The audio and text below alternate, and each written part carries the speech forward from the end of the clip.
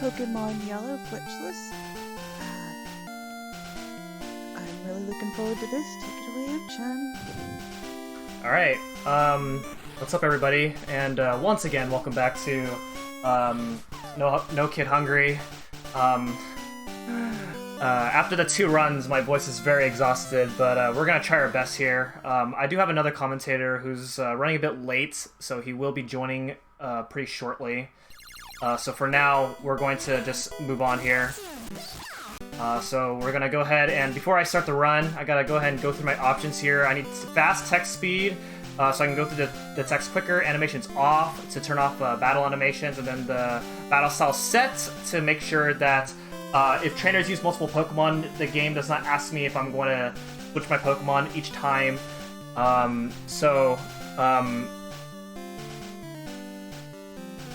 Oh.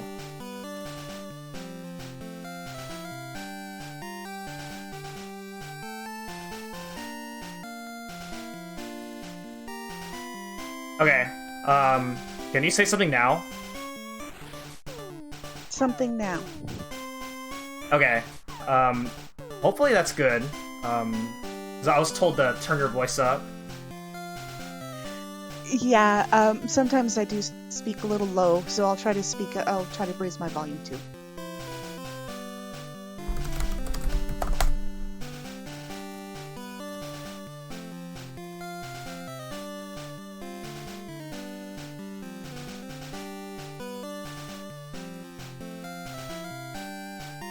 Okay. Alright. Okay. Here we go. 3, 2, 1, go! Alright, so this is Pokemon Yellow for the Game Boy Color. It is the definitive version of Pokemon Red and Blue in the first generation. Most people, when they watch speedruns of the first generation games, are mostly familiar with Red and Blue. And to go through the game, it is similar to Red and Blue. So you might think the speedrun is going to be similar, but it's actually very different. The beginning actually starts off very different immediately, as normally in Red and Blue you have the option between choosing Squirtle, Charmander, and Bulbasaur. But in this game you don't get the option of either one of them. Instead you start with a Pikachu.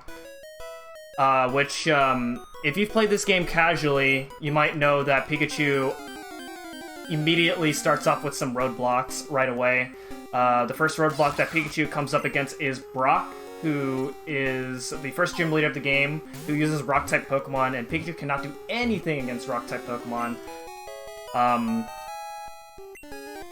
So he does pose some issues there. Oak's gonna catch up Pikachu right here, and he's gonna give it to us very shortly.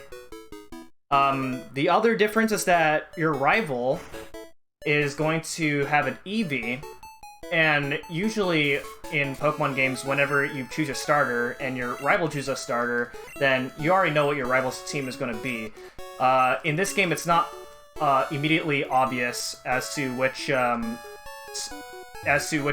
team your rival's going to have. So right away in our first rival fight, it's going to determine which team your rival's going to have. So you can either win or lose the fight. It is faster to lose the fight in the immediate sense, but you want to win, because when you win the rival fight, then later on in the run, the rival's going to have a Flareon. If you lose the fight, then the rival's going to have a Vaporeon. Now you want to have Flareon, not really because Flareon's easier to kill, but because later on the rival's team with Flareon is going to give you more experience, which is very crucial throughout the route. So I'm going to win here. And there we go. So the reason it is faster to lose this fight is because you would skip out on a level up here, and then Pikachu is also going to learn a move, which I don't care about, because this is the only fight where we're going to be using Pikachu. There's also another rival fight, which we're not going to be doing at all because it's optional. And if you win that fight, then your rival could have Jolteon, but you're never going to see Jolteon. So, now we are going to go up through Route 1 and into Viridian City, and we are going to run a bit of an errand here. We're gonna get the parcel in the mart, and then go back to Oak. We passed by Route 1 a total of 3 times here, and throughout our 3 trips throughout Route 1, we have a chance of running into random encounters here. And since we're not going to be using Pikachu, we're just going to be running away from all these Pokemon. Normally in a PB attempt, you would reset after like 4 encounters or something like that, maybe 3 if you're really aggressive with your resets. And this is not really any way to really deal with it. You just have to just go with it. Go with whatever you have.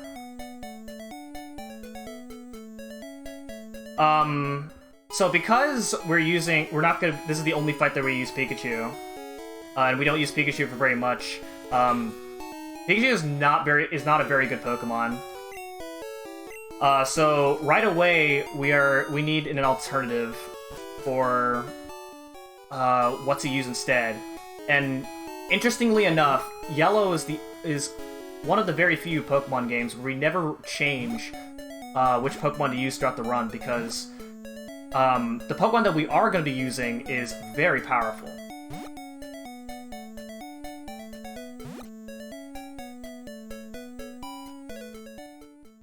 Alright, so a bit of a optimization here as I go into the lab is I am talking to Oak from behind here, and that's because our rival's going to come up, and our rival moves really slow. So you want to minimize the amount of tiles your rival's going to move. And this is very common with a lot of Pokemon runs where you kind of just do some camera manipulation in order to save a few frames here and there on cutscenes. So coming up, oh hey. Hey there. All right. So, you can kind of do the same thing where you go from the side or from behind, but in Yellow you have Pikachu in the way, so you have to go from above. Yeah. Behind. Hiya, Randall. And I'm here now. Yeah, you are here.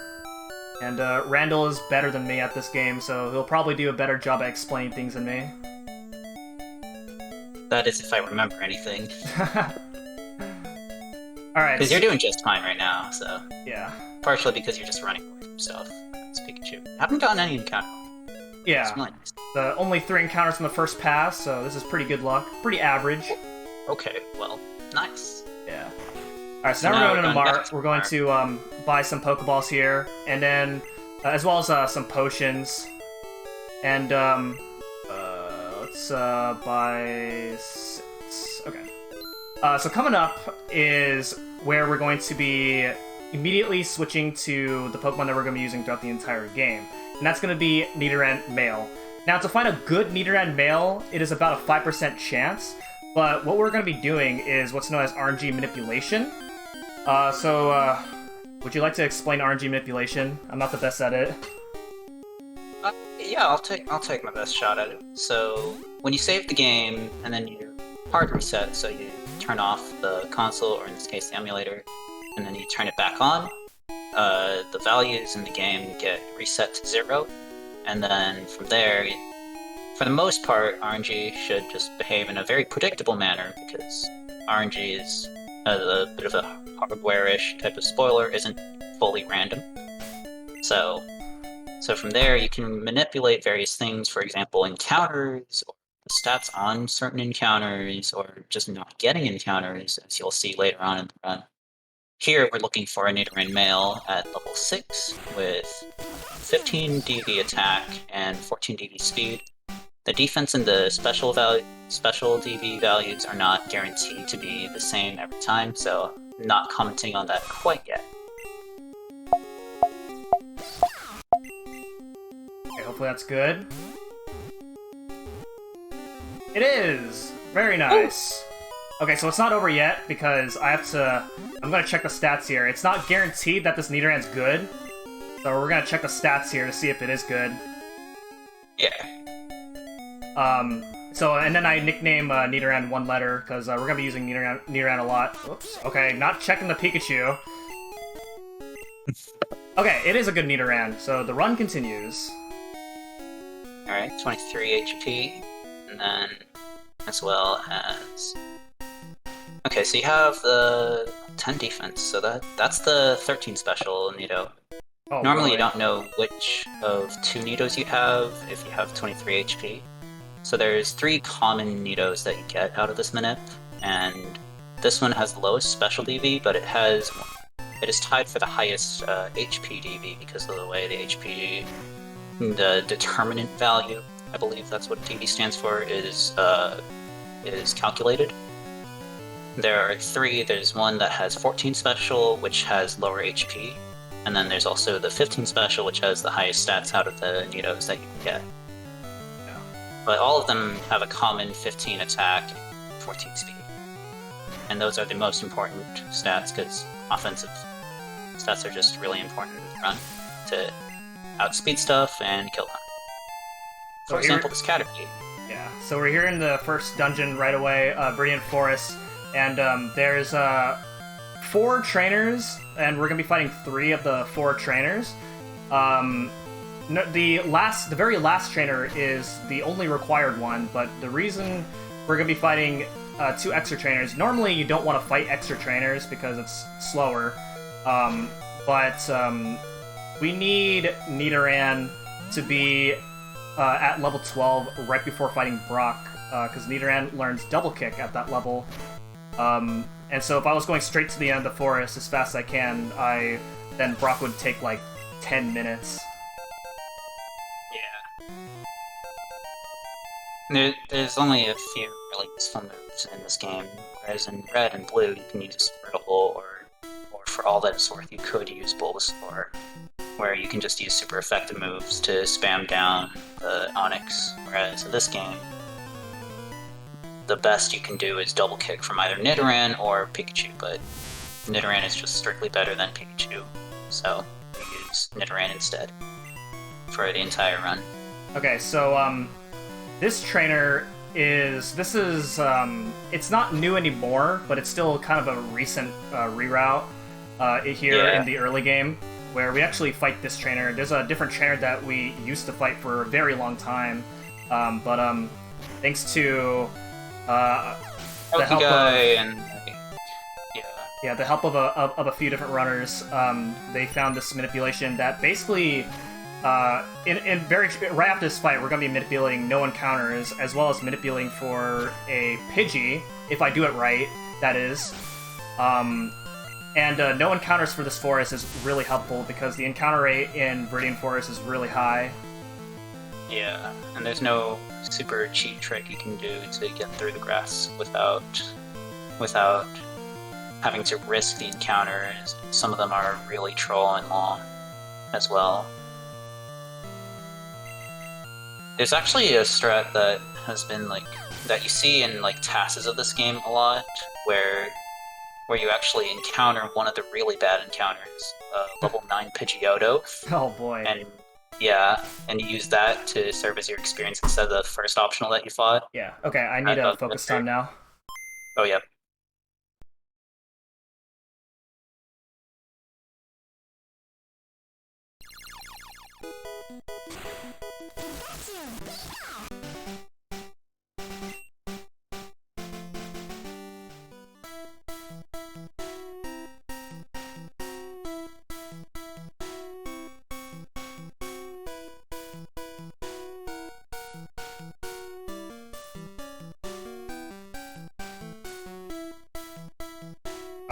That might not work. I pushed A. I went down a little too early. Okay, if I don't get a Pidgey, then I will just go through the rest of the forest and just get a Spearow later. Yeah. You still might, honestly. Yeah, it's still possible for me to get a Pidgey. Pack down whatever you get. But yeah, something to note about these manipulations is it looks like I'm moving very specifically, but something else that I'm also doing is I'm pressing A on very specific tiles, which lags the game by a few frames, in order to further manipulate the results that I want. Yeah. So this trainer right here is notorious in every other game, except for this game. He has a Caterpie in this game. In every other game, he has a Weedle that can poison you. And even if he had a Weedle in this game, it's not that big of a deal because Nidoran's a poison type. Yeah, Nidoran is a poison type that can't get poisoned at all. Yeah, it still does a decent amount of damage, so if you're at a lower HP, you still have to heal, but, like, at 28 HP, you're guaranteed to 3-shot the Caterpie anyways, and at worst, you're taking 16 damage if you get actual crit twice or something, so yeah, 28 is perfectly. Okay, so people don't get happy with this. Just deposit the Pikachu. I don't know what you mean. What are you talking about? You deposit the Pikachu because Pikachu later on the run will activate certain cutscenes, and that's slow, so it is faster to deposit the Pikachu. Yeah, you have to do it at some point because there's certain cutscenes that when you have your Pikachu out, it just takes forever. And you also need to take the center at some point between now and Cerulean City. With this version of the route, just go ahead and do it now. Which takes a little bit of extra movement, but gives you a better chance at Red Bar for the Mount Moon section. And here we go, the first bad fight of the run. The Lightyear guy. Yeah, so I will be saving throughout the run. Normally in PB attempts you don't save because it's faster to not die. In a marathon, some fights can just straight up kill you without anything you can do about it. In this fight, you're not that likely to die, but if you do, then it's pretty bad.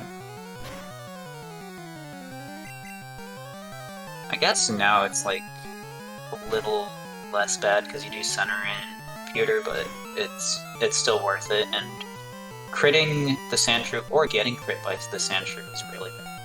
Yeah. Because the way critical hits are calculated in this game. Because when you do crit, the game recalculates your stats by just doubling your level, but they also erase the -2 defense that this Sandshrew was at. So thank goodness you didn't crit. It is still a range to kill if you do get one crit out of the two -2 defense horn attacks. But luckily, you don't have to even think about it. And here's Brock, who is ironically easier, but still really tough. Yeah, definitely. So we got double kick now. So again, that trainer was optional, but we still needed the experience to get double kick. So now we're gonna use double kick here. So Brock has a Geodude and an Onix. Geodude only knows Tackle. Onix, on the other hand, has Tackle, Screech, Bite, and Bind. What you don't want to see is Bind, because Onix outspeeds you, and Bind is a trap move, and trap moves in Gen 1 are extremely busted. Yeah. Because they prevent you from taking your turn, and they just keep wrapping you for however long they do. So let's see. Okay, Screech Fail is amazing. Yeah. The best outcome. There's I win certainly from here. edge cases. Oh, okay. So. Yeah. Okay, so yeah, really good fight. Chance it's not, but yeah, perfect. And you have, let's see. All right, 11 HP.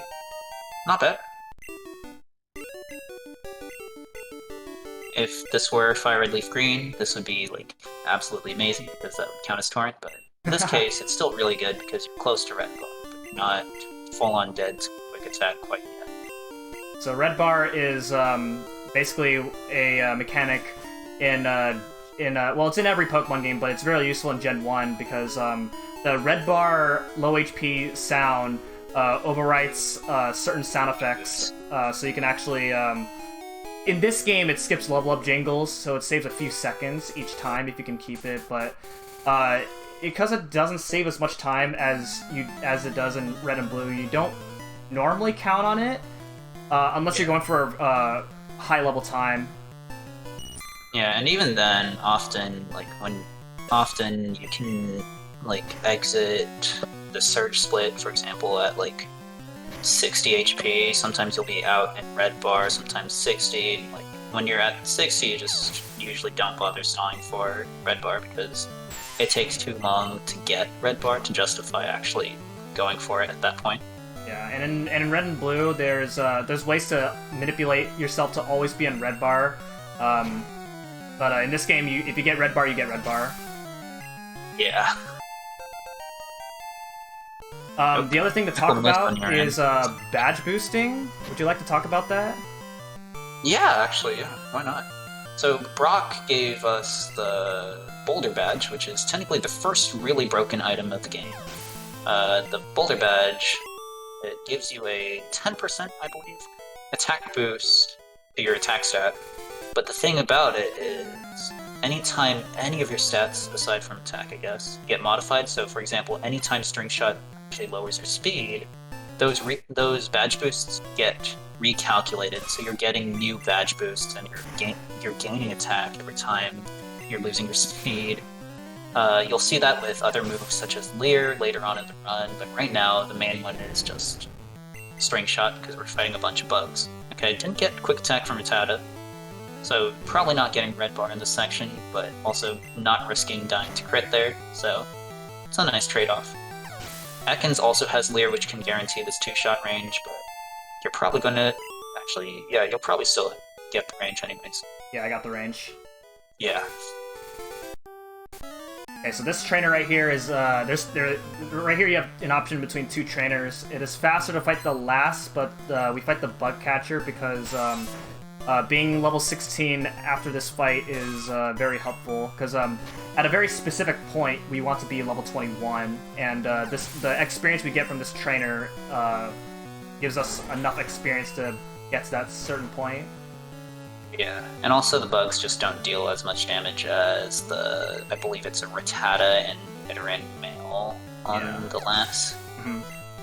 Technically, you do have to reload the route if you do choose to fight the last, but even considering that, there's fewer pokes, so Tasses tend to usually opt to fight the last instead of the bug catcher. But for RTA, you just go for it. Ooh, almost got the kill. But yeah. Also here, Mchan's choosing to use Double Kick to finish the blow on Caterpie despite it being not very effective, because Double Kick is a shake move, whereas Horn Attack is a flash move. It's making this flashing animation every time it's dealing damage. It's like blinking and flashing like 3, 4, or 5 times.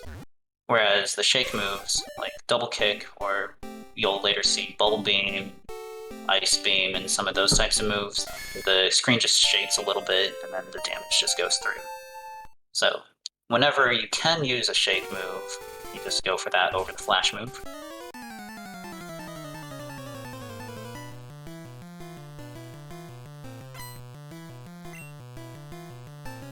And now that we have a Nidorino, I'm just gonna go ahead and clear up the rest of Route 3 with this last bug catcher, just a Caterpie and a Metapod, which at this point is just not a challenge, even though the bug is technically a higher level, I believe.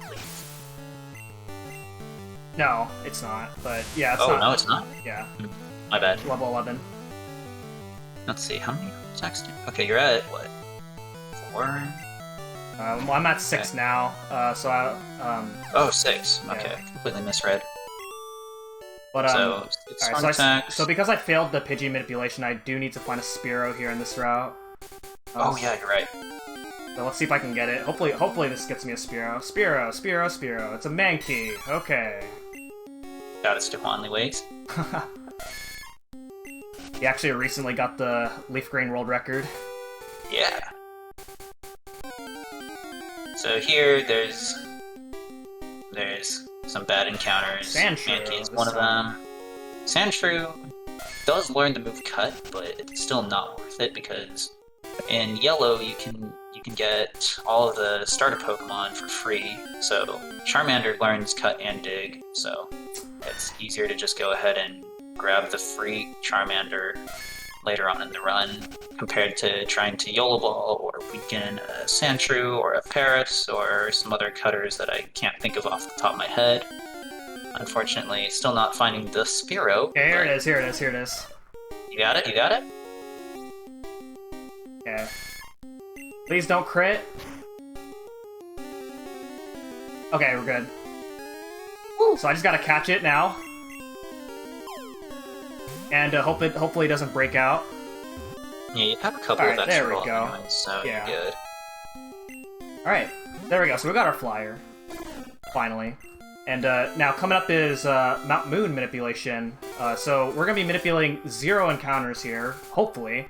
It's the hardest manip, the longest one, most stressful. I would count it as the easiest, because you don't have to YOLO ball, personally. Yeah. YOLO balls stress me out all the time. Fortunately, if I miss this, then it's not that big of a deal. So let's see what happens. There's no really bad encounters that kill you if you show up and you see it. Whereas, like, in Red or in Fire Leaf Green, Pikachus are terrifying. But here it's fine. I'll be quiet now.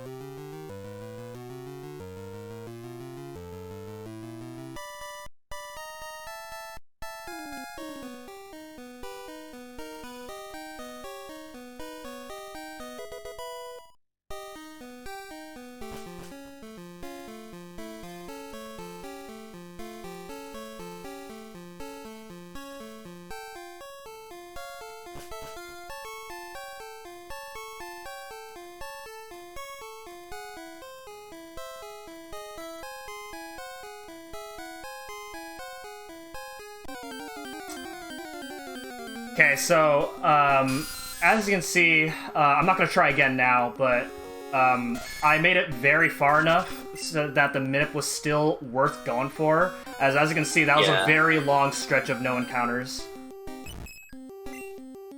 I had a feeling that that first A press in one of those in that last sub area didn't go through, as I didn't see the lag there. So I suspected that that was gonna fail. Yeah, you never. Sometimes it doesn't actually delay the lag, so sometimes it's still good, but you're just panicking the rest of the manip, something like that. Yeah. In this case, it's all good. Lots of Clefairies on this floor so far. Yeah, Clefairies are really rare. Yeah, this is the floor where you can find them. They're not really useful. Oh, there's a Paris. Okay. Yeah, in Red and Blue, that would be really useful. Yeah, and in this game, it's just like a Sandshrew. Yeah. And you just kind of don't do anything. Even the task doesn't actually catch a Sandshrew or a Paris. It just grabs the free Charmander. Okay, so something else to note is, something I did during the manipulation is I picked up a rare candy, and that's going to be used for later. And then I also picked up the Moonstone. I'm also going to toss these Pokeballs because I don't need any more Pokeballs. And the Moonstone is going to be used so I can evolve my Nidorino to a Nidoking. So we are already at a Stage 3 evolution Pokemon. Another reason why Nidoking is really busted. And Nidoking is going to continue to get busted from here on out. You don't learn any unnecessary moves while you're as a Nidoking because fully evolved Something Stone pokes just tend to not learn moves. And then just a massive power spike. And the move pool is going to continue being just the craziest thing ever. And also just the typing of Nidoking is a poison type and a ground type, and that will come in handy every now and then. Early on, it's just honestly a curse, because there's a lot of moves that are just going to be terrifying because of the ground typing that you gain once you fully evolve, but the later the run goes, it can be pretty useful. But actually, that's not really true in this game. It's more of a...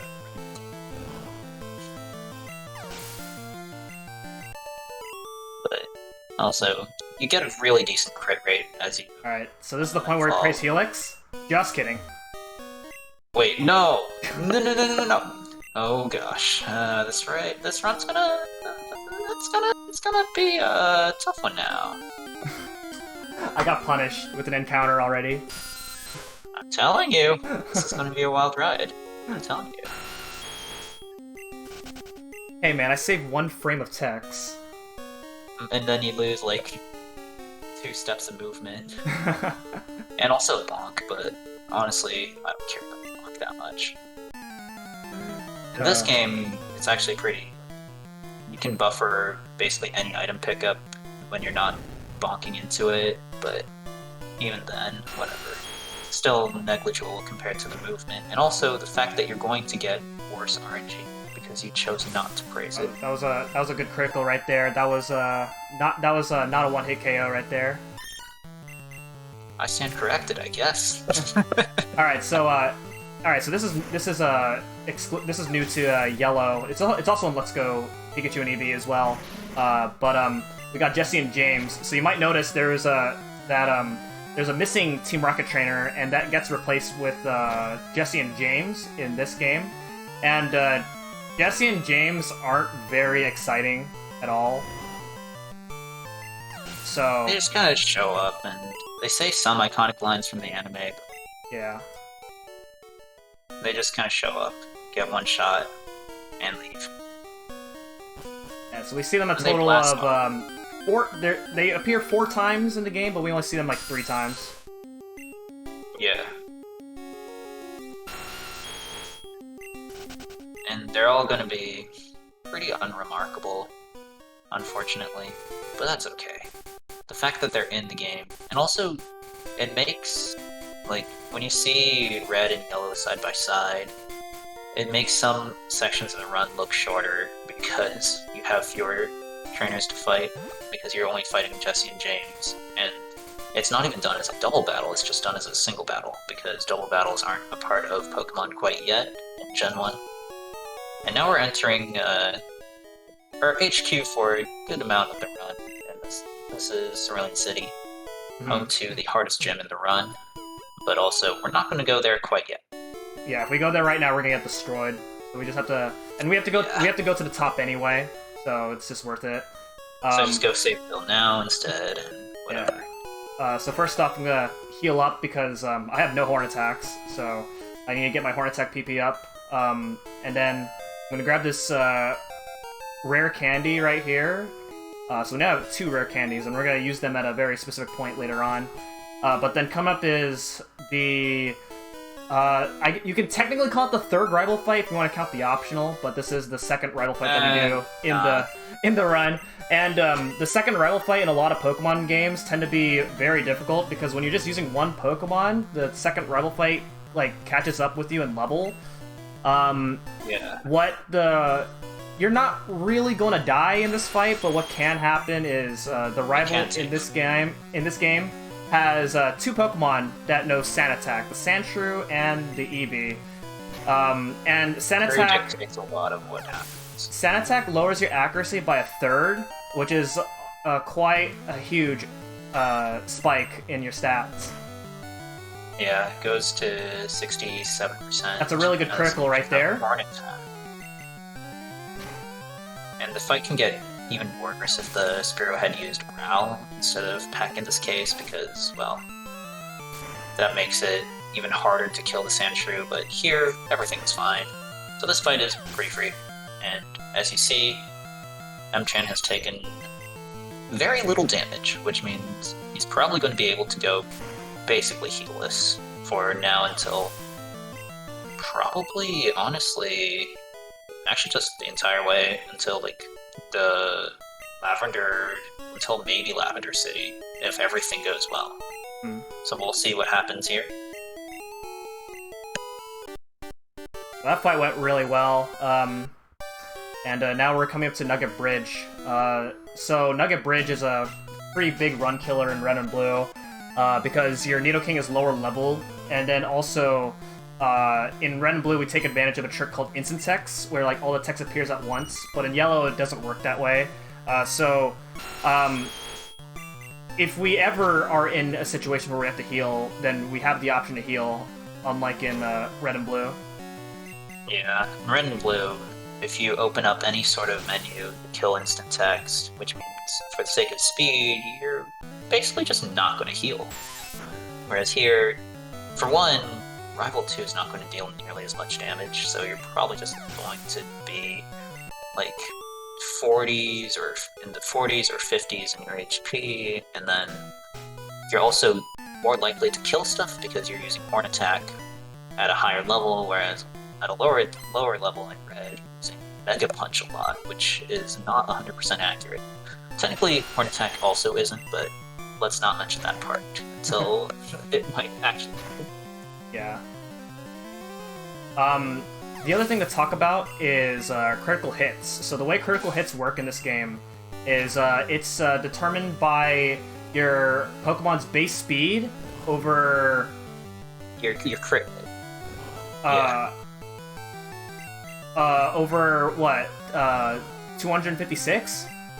Something of that sort. That sounds about right. Yeah, so in the case of Nidoking's base speed, Nidoking's base speed divided by 256, it equates to about a 1/6 chance to critical hit. So if you see critical hits happening more often for some Pokemon, then it's that's how critical hits work in this game. Yeah, it gets very scary with a lot of pokes as you go deeper into the run, because generally, the later in the game you go, the better pokes get, which means the speed will generally get higher.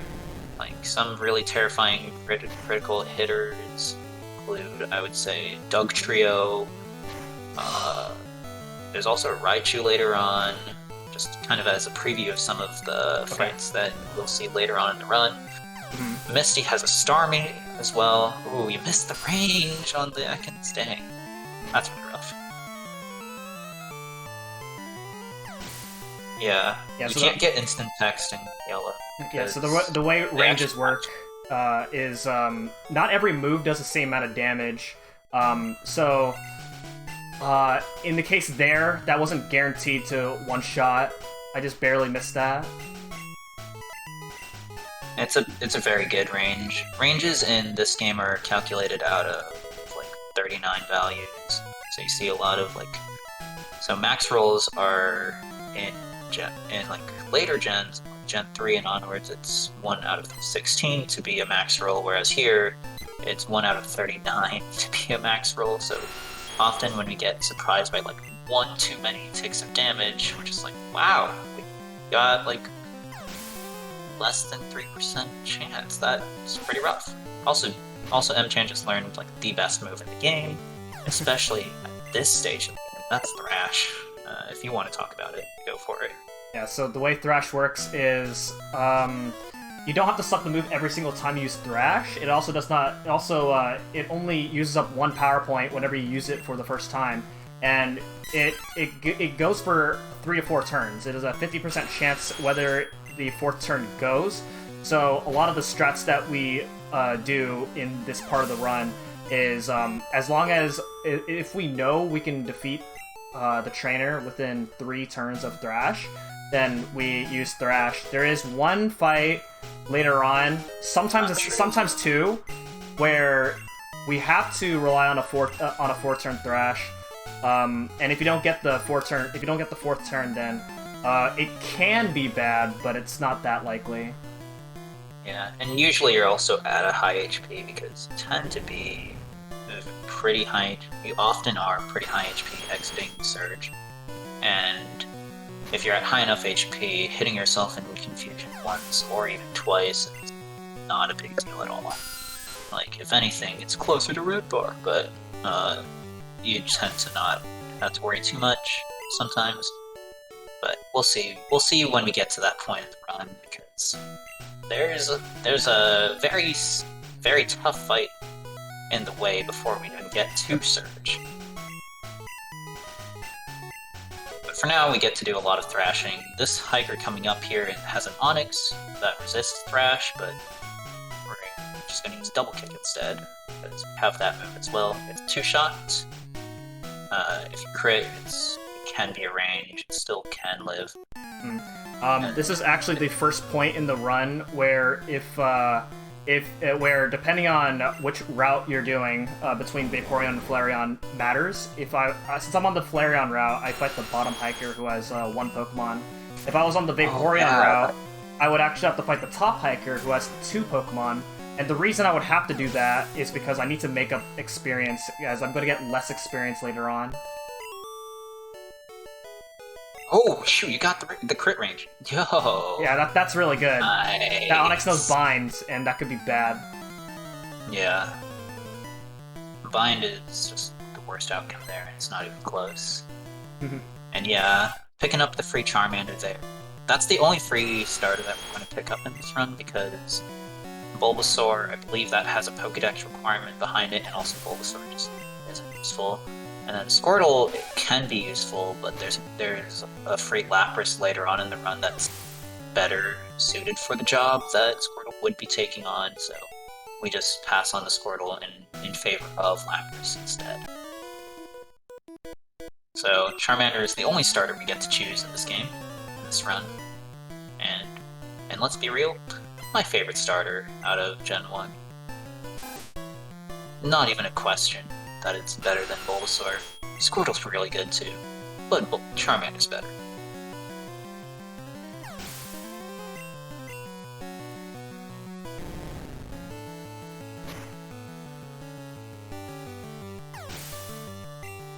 Okay, if you have if there's like like one donation, this would be then you can this would be a good time.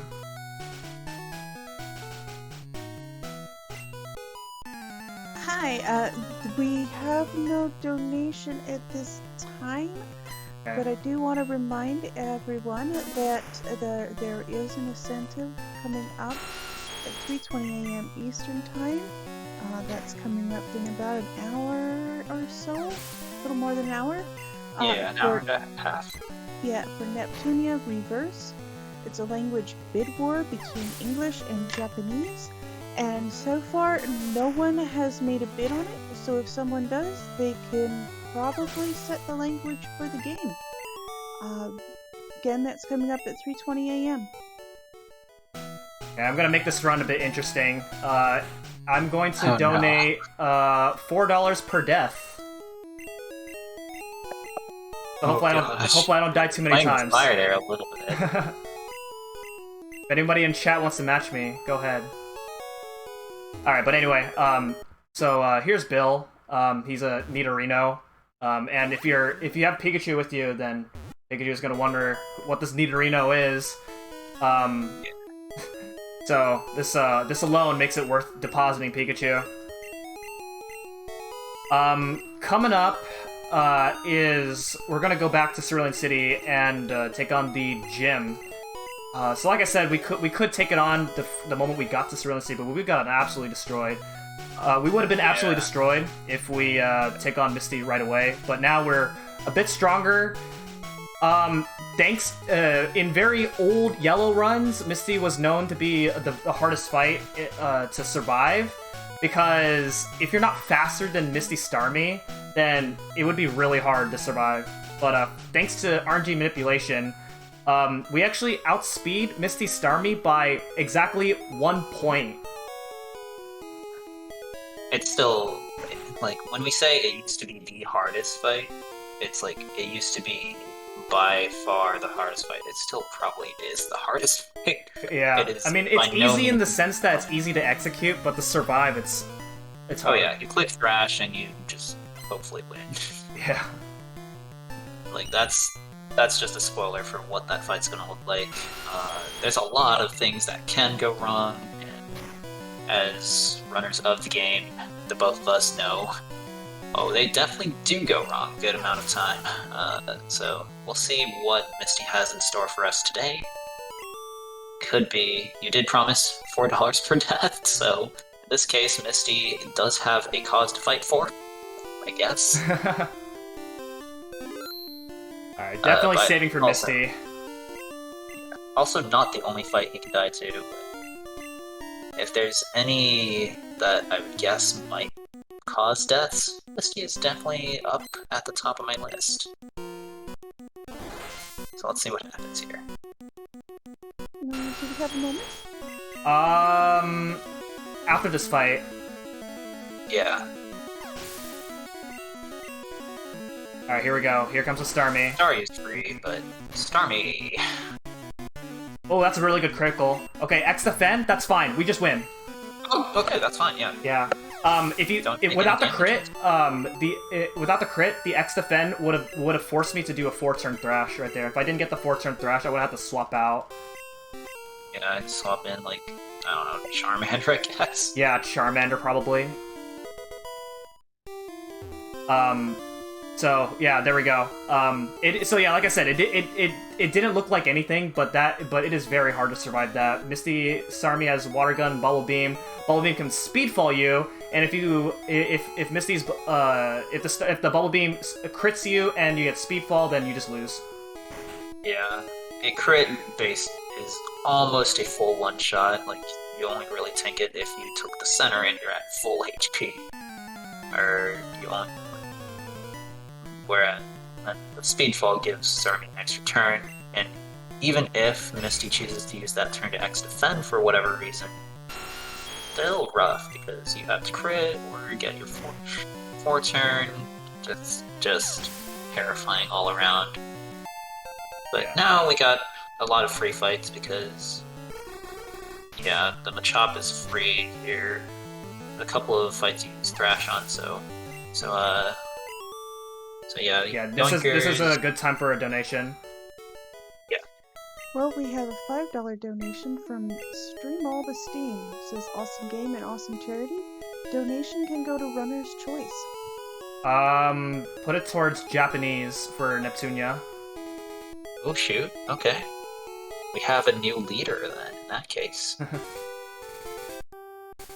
So if you want Neptunia in English, you now have a goal. Alright, here's something fun that you can do here. Alright, so what I did there was a jingle skip. If you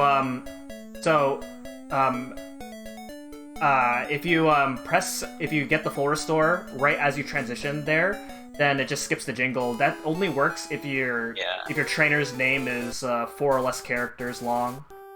It will still play if you let the text box go long enough.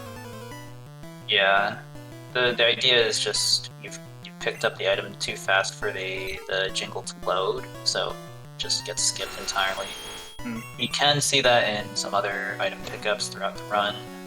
Since the hidden item jingle takes forever, but if it gets skipped, well, you just don't hear it at all, and the item pickups become pretty fast. In the forest, the Pidgeymnip is designed so that you can jingle skip the hidden potion in front of the bug catcher, for example. Didn't get to see that here, and that's okay. And the full restore is our main designated hidden item pickup. I think it can happen in some other spots, but it's the main one you're going to see. And coming up here, just finishing up this route, Eradicate has quick attack, but at 51 HP, you literally just can't die. So, another free fight, and then on to the boat. So we got the TM for Dig from the Rocket Trainer earlier, and Nidoking can learn a bunch of different TMs, but for whatever reason, Nidoking is a ground type that cannot learn Dig, but he can in later generations, but not in this game. Otherwise, Nidoking would be more busted, but well, we just gotta make do. It's a really good coverage move that unfortunately Nidoking doesn't get. It does learn Earthquake later on in the run, but it's too late for some of the fights that we would like to see it in. Jeez, that Dome Fossil in your inventory is cursed, you know that?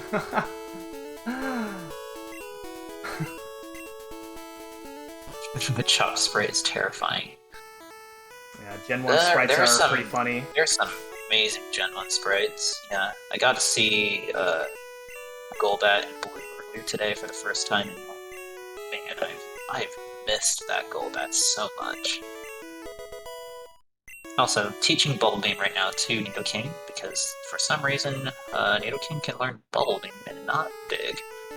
And yes, I'm we're probably going to be using Dig as the standard of weird moves that you can learn for the rest of the run, because it's just that important. But Bubble Beam is also a shake move, and it's going to be... It's our best move for a couple of Pokemon for the mid-game, most notably some Geodudes later on. We're going to be replacing Double Kick, because at this point, Double Kick has kind of outlived its usefulness, because we have Thrash as the best shake move, and now we have Bubble Beam to get rid of rock types that would normally resist Thrash. So we're going to be losing Double Kick quite soon. Alright, so this rival fight is normally really annoying in Red, but here it's really easy. Yeah, he just one-shot everything. In Red, instead of a Spearow, your rival has a Pidgeotto that learns Stand Attack, and it's so annoying. And an Ivysaur that doesn't actually die to Thrash. Yeah. Whereas here, you don't have to even use Thrash, because everything just dies. Sandshrew here dies to Bubble Beam, and then Eevee dies to Double Kick here, which is the last time we're going to use that move. So, swapping it over to slot 3 because it's easier to speech a move over slot 3 than slot 4. So, our move order is starting to line up perfectly, finally. With slot 1 Thrash, Horn Attack in slot 2, our upcoming move in slot 3 for the rest of the run, Bubble Beam in slot 4. Yeah, that's another jingle skip right there. Skips the item animation if you have a... Oh, HMO1, yeah, you're right. Oh my gosh. And then coming up here, I don't normally do this in PB attempts, but this is an added safety in order to make the next fight, which is Lieutenant Surge, much easier. Normally, you would actually just leave the boat straight away, and Surge actually outspeeds you, but this fight is going to allow us to level up to level 28 after this fight, but then also behind him is a rare candy, which we're going to be using in order to get to level 29, and this has a ton of benefits on Surge and also the next part of the run. So, shoutouts to the Gentle Mandy. Gonna be picking that up and hopping off the boat. So, let's all wish the SSN a nice old goodbye.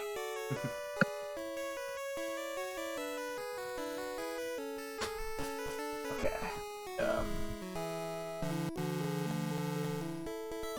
My boat. A little bit of a tradition I've picked up from my Fire and Leaf Green racing days. Which, over on the side, by the way, the Fire and Leaf Green tournament is going on in full swing.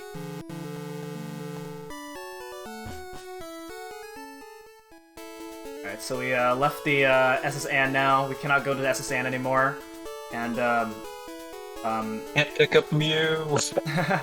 Alright, so we're now going to go to the fan club, everybody's favorite. Oh, yeah. My favorite one's Ponyta. It's like so adorable, and it's like, yeah. My favorite Rapidash. Cute, lovely, smart, plus amazing. You think so? Oh, yes, it's stunning. Kindly love it. Hug it when sleeping warm and cuddly. Spectacular, ravishing. Oops, look at the time.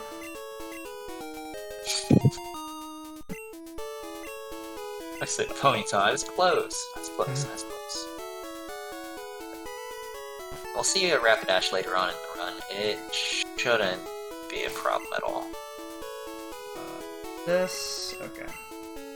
In Red, you would get the bike voucher usually after you do the gym, but because you would just dig right out. But in this game, you can't even dig out of the fan club, so just getting the extra safety of just grabbing the bike voucher now, why not? No biggie. Alright, trash can time. Here we go. Oh yeah. Trash cans in yellow. It's better to just are we getting god cans? Hey! Jeez. So cans in yellow are, to put it nicely, extremely broken.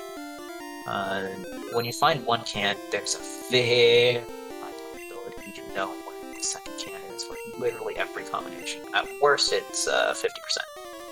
And usually it's more of a 75 or 7, so it's just faster on average to not save and minute the cans and just go in and just get lucky. And that's exactly what happened here, so you love to see it. Here's Surge. He has Raichu because we're going off the anime rules. So it has Mega Kick and Mega Punch. Neither of those moves are 100% accurate. And it also is not going to necessarily use those moves, so Raichu can deal all sorts of numbers of different damage rolls to you. In this case, 0. Yeah. Which is definitely an amount of damage you can take. And without the extra levels, that can sometimes be a 4-turn fight, which can be bad. Because Growl does change the number of turns it takes to kill the Raichu. I think my PB got Growl like turn 1, but got a crit, so it just was a 2-turn fight anyways. Yeah, that example. So, yeah. Taking no damage. Sometimes, like, Raichu has a chance to kill you from full when you don't use Gentle Mandy, because, well, Mega Kick can crit and deal like 60 damage, I believe. Yeah, it's and pretty bad. It's a lot. Like, I think I had one Surge fight where it went from 91 HP to 1.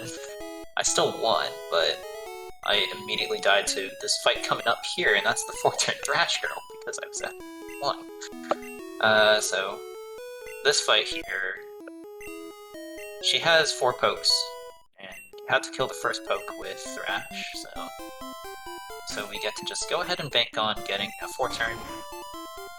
And because I've hyped up this fight so much, I'm fairly sure it's just going to be a 4-turn Thrash. And okay, fingers crossed. Though, but then again, you chose the Dome Fossil, so all bets are off, I would say. This Dome Fossil's giving me good luck, man. I took 0 damage on Surge. And God Cans. I never get God Cans in runs. Fair enough, okay. You know Can I what, just, you do like, have a point. Can I just, like, submit this run over my current PB? If you PB, honestly, you might. I don't know. No, I can't. Not with that attitude.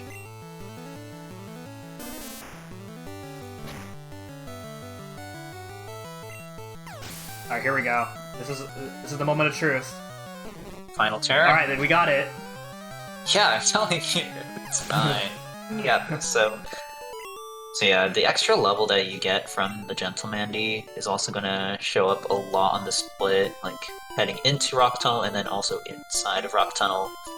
Multiple ranges with Thrash are no longer 3 ranges because you're getting extra levels. So I think this Venonat might be one of those cases. Yes, you would Bubble Beam first in order to ensure that you're not relying on a 4-turn Thrash, and then also, like, the Venonat is usually a range, but with these extra levels, the Venonat is no longer a range, so you have no chance of dying from confusion.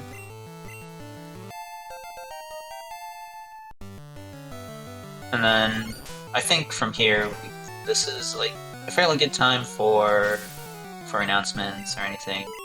Yeah, this is a very long stretch with fights. Well, we do have a donation from Rooman the Envy. Okay. Says, Okay. good cause. Sorry I couldn't give more. Donated $5. And I would like to let them know that they have provided 50 meals for kids, because No Kid Hungry turns each dollar into 10 meals for kids. So, this person might not have been able to donate more, but they definitely donated plenty. Yeah. And Exactly. that's actually going to be it for me tonight. I will be back tomorrow, same time. Thank you for providing me some great entertainment tonight.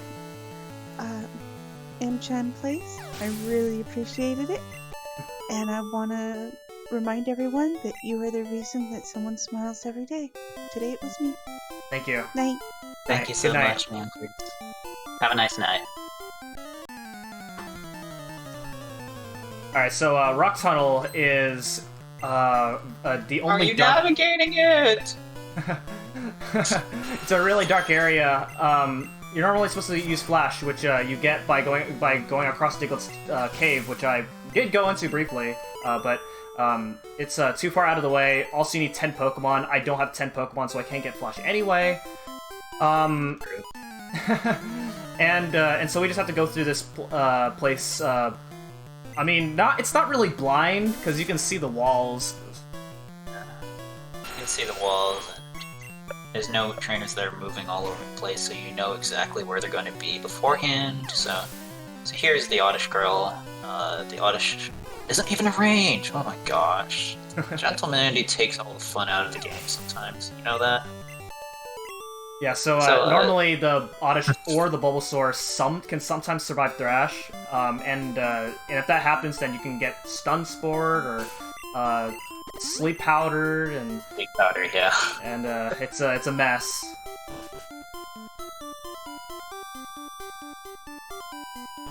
So what I did there was I used a Repel while I still had a Repel, and that just skips the Repel tax. You can do that only in Gen 1. In every other generation,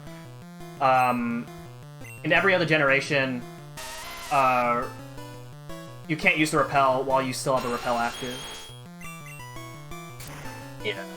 You have to wait for the Repel War Off text box, and then starting from, I believe, Black 2, White 2, they'll finally give you the option of just, while telling you the Repel War Off, giving you the option to reapply. But none of that is fun when you can just go ahead and menu and just Repel again. Because you don't need all, 200 steps of each Repel, at least not here, so you can just go ahead and Repel early, cancel some of that, and just refresh. And it is, if you're really, really bold, which I'm sure no one is ever gonna be this bold, but it is technically faster to skip repels if you get 0 encounters here. But who would ever be crazy enough to do that? I don't know. There's this guy that I know, the Pass guy. You know, pretty good at the game, I would say. Yeah, so we just get repels. It's a lot more consistent, and instead of having to manipulate 0 encounters in Rock Tunnel. It would be very miserable if we had to do that. Alright, so that was the last trainer of Rock Tunnel right there. As you can see, I was moving very specifically throughout Rock Tunnel because there are maybe 6 places where if you're a tile off, then you're hitting an optional trainer. Sightlines are well defined, even though they probably can't see either in the dark. They can sense you with echolocation or something of that sort, you know. Yeah. Now we're fighting the gambler. Oh my gosh. The gamer. Gambling. It's a gamer in Fire Leaf and onwards, but for now in Gen 1 is something else. In general, it's still the gambler. It gives you a lot of money, so no complaints at all. Also, moving Bubble Beam to slot 1, Thrash will just be pocketed in slot 4 for a decent amount of time. I'm going to be teaching over Bubble Beam here, though. So, say goodbye to that move quite soon. Hopefully I get this. This is a pretty tough hidden item. There's not really a good visual cue. Yeah, you just have to rely on... Did I pass it? Okay, no. Okay. Or your bike pedals. Same difference. Alright. So we got that elixir, which we're going to be using in order to regain our power points, because from here on out, our PowerPoint management starts to become pretty important. But here's the... But now here we are, the biggest point of Pokemon speedruns is shopping! Biggest power spike in this run, and there's quite a few, because here in the mart you get a lot of really powerful items. And all the items that we're buying, we are going to be using all of them throughout the course of the run. Yeah. getting repels, super repels, so you don't have to use as many to cover as much ground. Super potion, it's TMO 7, which is the best move in the game, combined with another item that we're about to pick up and buy. Here's the Pokédoll, which gets Why did I buy that? The famous item, the Pokédoll. Getting through the game by just being there and keeping you safe. I don't know. Yeah, probably. Picking up fresh water and a soda pop to turn into this girl on this top floor on the balcony, because she likes drinks and she's going to give you TMs to give you different drinks that she hasn't had yet. So you're getting Ice Beam for the fresh water, Rock Slide for the soda pop. Rock Slide is... To put it nicely, Rock Slide is a move.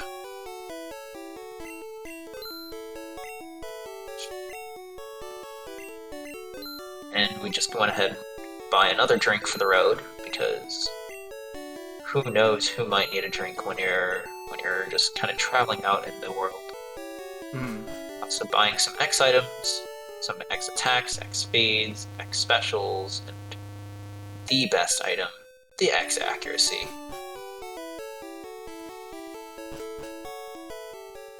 So X items are used in Pokemon speedruns. They're used because like we only like fight mostly optional fights or mostly required fights, and which as a result tends to make us underleveled. So we use the X items to kind of make up for lost stats. Yeah, or setting up to overcome some bad type matchups. Also keeping up with a level curve that we're probably not going to keep up with in most Pokemon runs. There's some where you do, because of various boosted experience points or whatever.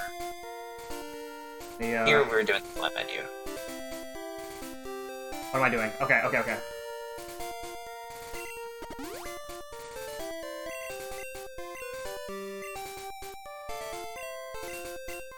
Yeah, I kind of messed up there. Usually it's faster to improvise that, but it's not worth it. Usually, like when you know, when you do the run enough times, you usually know where your items are going to be at. So if you like swap the wrong item, then it kind of messes with your head. Yeah. So here, Nidoking's learning Rock Slide, which is a move, and then Horn Drill, which is the best move in the game. And then also swapping some items around in the bag. For example, the X accuracy will be now permanently, more or less permanently, being in slot 3 in our inventory for the rest of the run. Teaching Fly while we're at it, using some really buffer moves to just get through that fly map really fast. Which you can't really do in Red and Blue, but you can in Yellow. The idea is you want items that you're going to be using a lot near the top of your menu. It's faster than just like scrolling all the way down just to use those items and then use them. Oh no, he used Growl. Let's use Horn Drill here. Oh no. Oh my god, it's a one-hit KO. So, yeah. Horn Drill is a move that is a one-hit KO as long as it hits. For it to hit, you have to be... or to even have a chance to hit, you have to be faster than your opponent. Well, we're going to make sure we're always faster, whether we're using speeds or just naturally outspeeding the game. And using an X accuracy removes the accuracy check. So Horn Drill would no longer be like 30% accurate. You're just going to hit and one-shot everything as long as you, provided that you outspeed it. Yeah, and this is also this rival fight is the first rival fight where your rival is going to have a different team now. So this is the point where whether or not you have Flareon or you're on the Vaporeon or the Flareon route starts to matter, because in the Vaporeon route he will have a Vulpix instead of a Shelder, which gives off less experience. Yeah, and it does affect like one really important level threshold that you see in quite a few yellow runs. Don't know if it matters in this one. Since I got the extra experience from the gentleman, no. But yeah, but without the gentleman EXP, it does matter, which is why you want to fight the top hiker earlier on past the bridge. So rock slide hitting here. Would love to see it. Yeah, rock slide is 90% accuracy, is 90% accurate, so I do have a chance to miss. And we use rock slide a total of 4 times. 4 times, yeah. So this is where Nido King not learning dig comes into play, because otherwise you just use dig on these gas lanes. But instead we're using rock slide. Can be very terrifying if you're at really low HP. Right now, we're not at risk of dying. If we get confused or nightshaded or whatever, it's fine. So, also, speaking of fine, just gonna go ahead and get a free heal here, because it's actually just strictly slower to not take it because there's an optional. Yeah, that guards the way. The optional has a Haunter, and the Haunter is scary. Yeah. There are some YOLO strats, and like especially red, where you just fight the Haunter anyways, but it's just strictly not worth it. Yeah.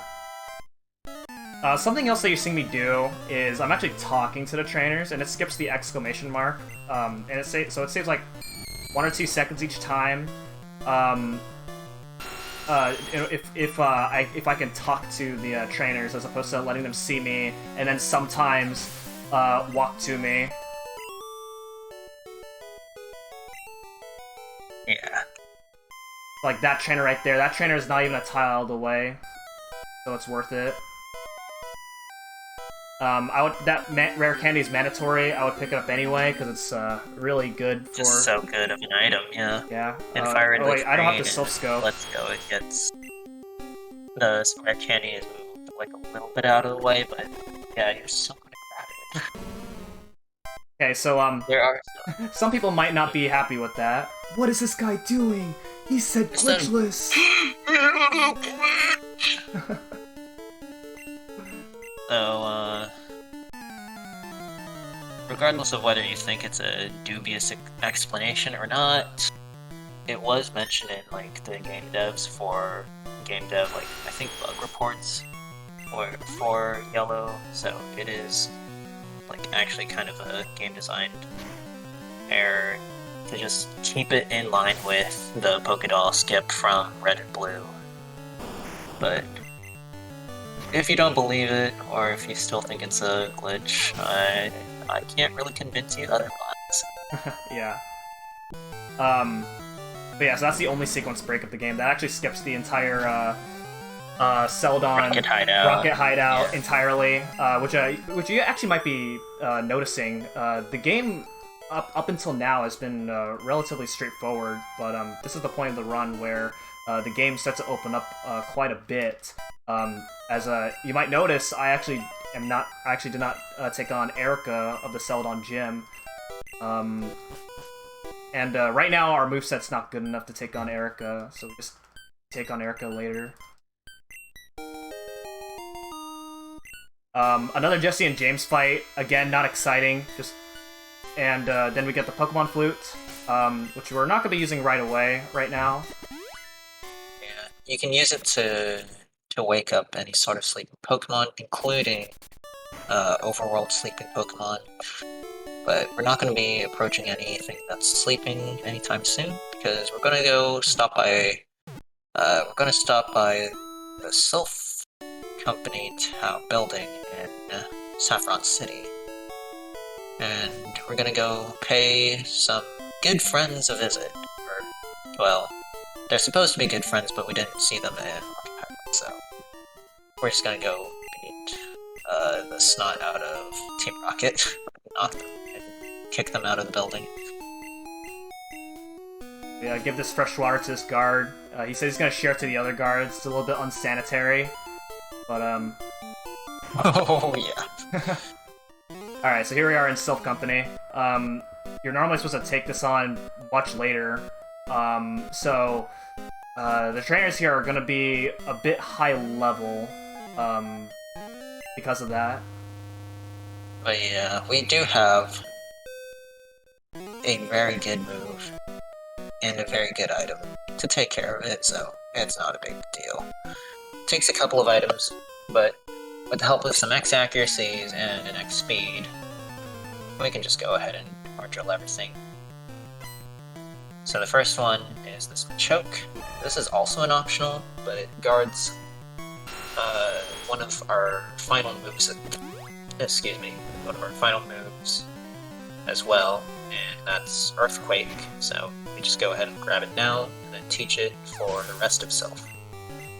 Yeah, Earthquake is so useful that it is worth fighting this trainer just to get Earthquake. Yeah.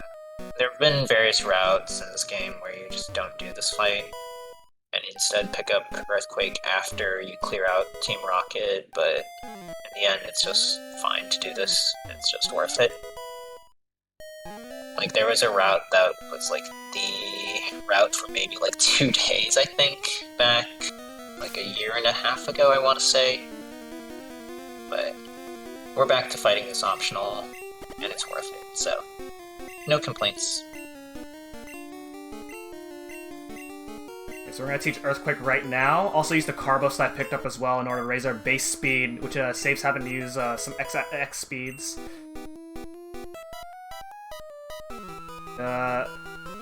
And then at this point, you want to be level 34 in order to set yourself up to using these rare candies. So I'm just gonna use those rare candies right now to be level 36 earlier than, I mean, slightly earlier, but this is the point where the Gentleman EXP starts to kind of fall apart.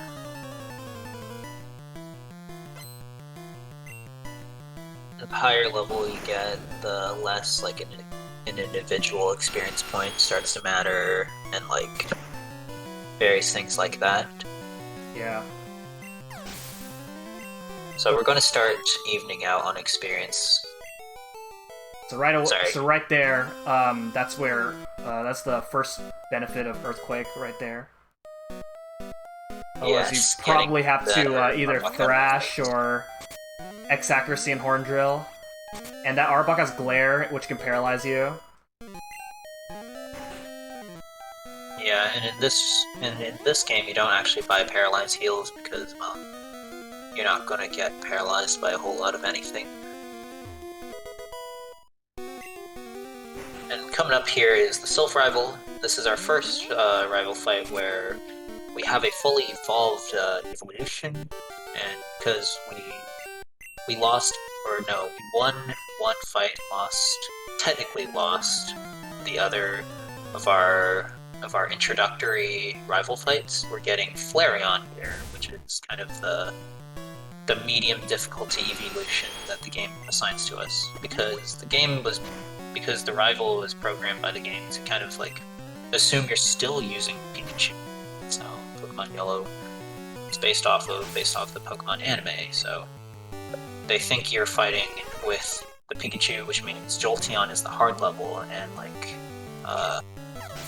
and Vaporeon is easy level. And, well, ironically, for this speedrun, Vaporeon is hard mode, and, well, Jolteon is just literally never going to happen.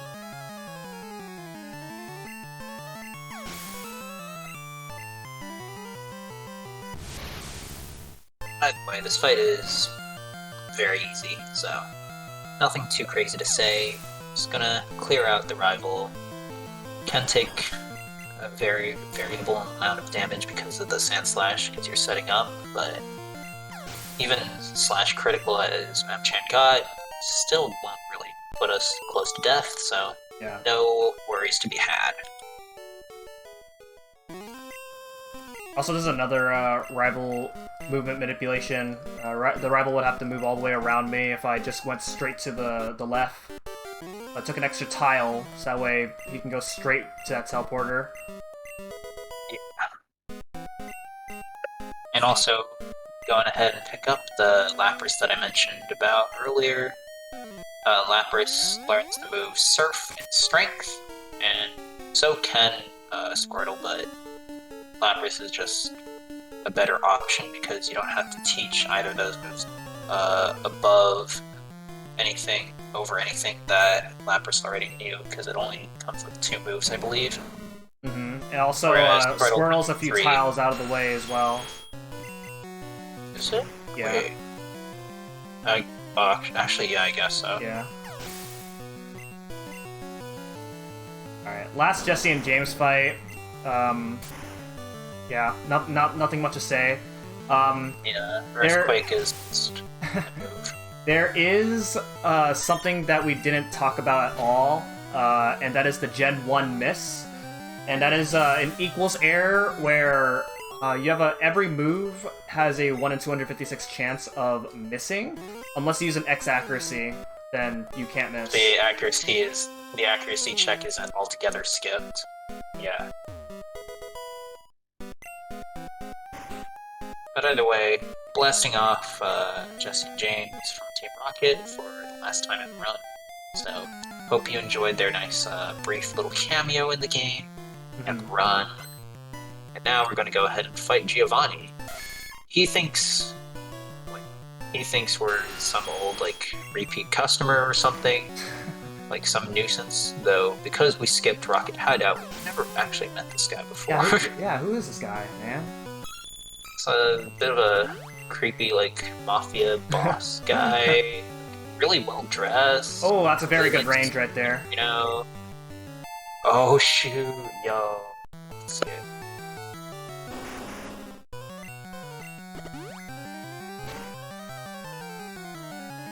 That version can be super annoying if you don't kill it, because it is fast and it also has, like, I think it has ground.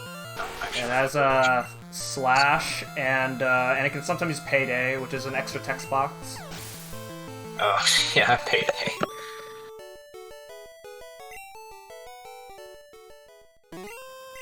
Yeah, we're done with self now. So Yeah. now that we've done more or less everything we wanted to. Now we can go ahead and wake up the Snorlax west of Celadon, and by doing that, we're gonna go ahead and open up a lot of the game. We're gonna go to Fuchsia City, go to Safari Zone for a quick little breather, I guess, and then off to the races. Okay. And we're going to Super Potion because I took more damage than I'd like to. Oh yeah. Oof. And then we're gonna use the Poke Flute. Gonna wake up the Snorlax.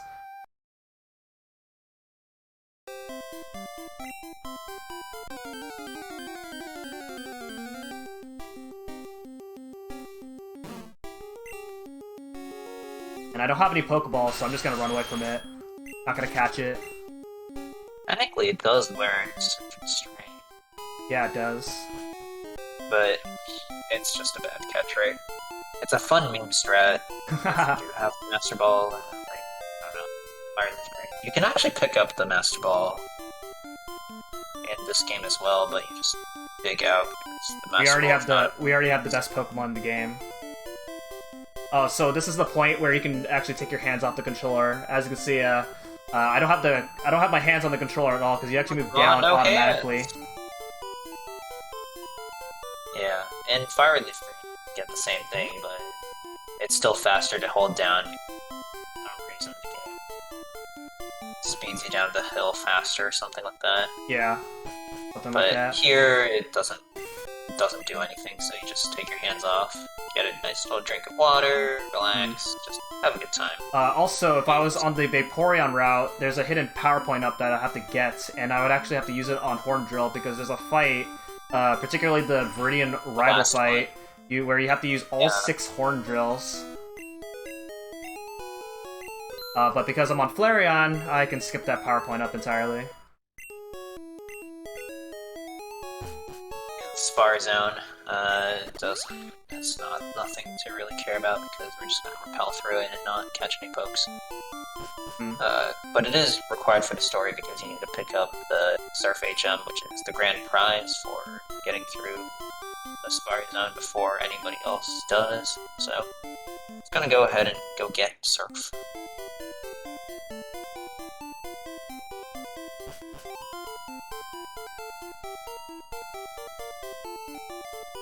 Also picking up this nice little floor store along the way, because it's only like one step out of the way or something of that sort. Actually, two. Yeah, something like that. Either way, Yeah. it's pretty good to have. Also, you're using another repel because, unfortunately, one repel is not enough for all of the Spar Zone.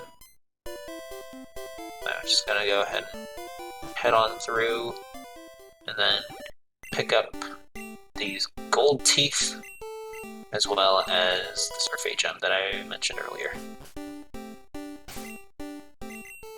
And we're gonna dig out of here because this is all that we need to do. Yeah, one of the few, like, dungeons, I guess, that you can go ahead and dig out of, and in red, you can dig out of, like, multiple buildings, but here you just dig out of this, and, like, Diglett's Cave, which is still faster than taking the Walk of Shame back to Cerulean City. Alright, so this is the, in case you haven't noticed, this is the longest stretch in the game of not doing any gym leaders. But we're finally gonna take on the gym after like an hour or so. We're gonna take on the hardest one. Yeah. Oh wait, Randall, I forgot to save. What? No. I'm on a delay. How could you? Oh my gosh. Well, okay, so Sabrina has a type advantage over you, so The level guess 50. you Oh need to my play god. Wait, oh sh. Okay, it's using flash. It missed. Okay, that's good. Oh yeah, I actually forgot that Oh, it's don't- actually level 50 in this game.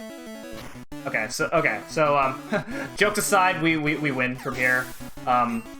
It's actually this is actually This the easiest fight's fight. unbeatable. The easiest fight Yeah. in the game, because you cannot lose this, because the Abra only knows Flash, and Sabrina could also use an X defend as well.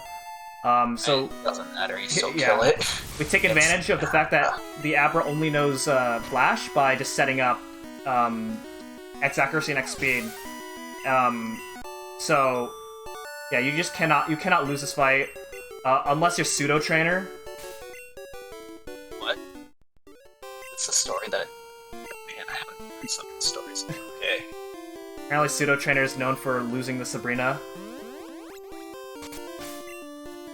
So yeah, easiest fight in the game. The one gym badge where literally nothing can go wrong. Erica... Actually, well, yeah, no, you can Gen 1 miss and go through shenanigans if you do, but there's only a few fights where the win rate is like literally 100%, and Sabrina's one of those, because Yeah. you're using an X accuracy anyways, so you don't even have to worry about Gen 1 missing, snowballing into like who knows what. Hmm. Here we're entering Koga's gym. The Koga fight is definitively not so free, even though you are using the exact same items that you do against speed, X accuracy. But first, we're going to go through a couple of jugglers, using Earthquake or Thrash or whatever we have, get through these Drowsies and like whatever else, whatever other psychic types that the jugglers have. This is the one use of Thrash that we have. This is the reason why it was in slot 4 for so long, because it's just faster to thrash down 3 Pokemon than it is to click Earthquake 3 times. And if you know that you're getting a 4-turn Thrash, so if you're a task basically, you can just go ahead and click Thrash, not even use Earthquake a single time on this first juggler here.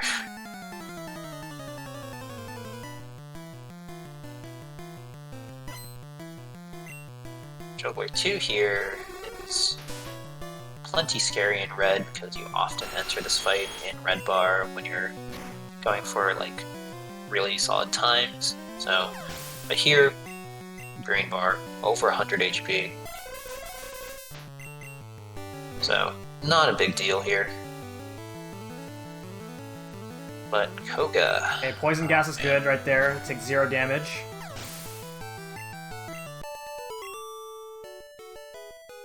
So the Koga fight, let's see, what can I remember? What can I say about it? So Koga has 3 Venonats as well as a Venomoth, and they all know psychic moves. So you this is a free fight in red, but in this game not so much, which is why I did a save there. I have to set up on 2 different Venonats, which all give me turns to use psychic moves. Psychic or sleep powder. If I get crit and special fall, then I cannot win. So I'm going to set up X accuracy on this first Venonat and then Horn Drill it, and then I'm going to use an X speed on the second Venonat, and that's because the first Venonat has sleep powder, which loses time. If I get sleep powder, I have to spend a turn waking up the Nidoking, which is more turns for the Venonat to kill me. But we're fine now, so yeah, we just win from here. Look at the poison Pokemon at the poison gym.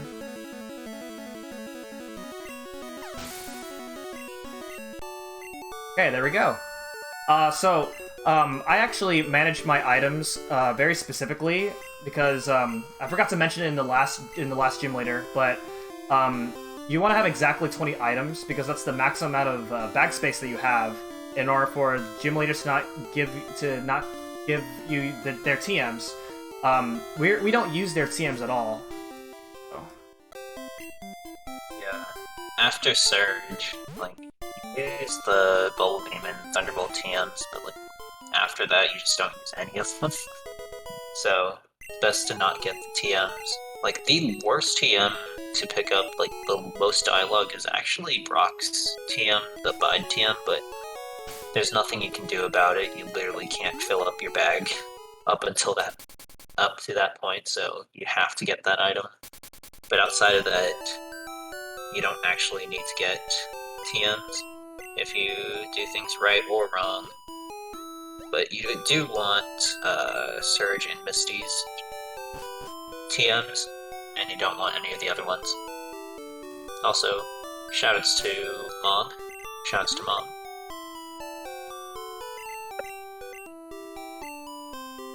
Full heal, full HP, and full PP for literally no items, so pretty nifty deal if you ask me.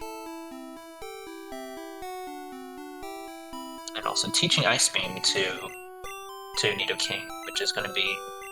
So now our moveset is actually just full-on complete. Earthquake, Horn Drill, Thunderbolt, Ice Beam. We're not going to be teaching any more moves to Nidoking for the rest of this run. But we will teach some moves to Lapras, so going ahead and doing that right now.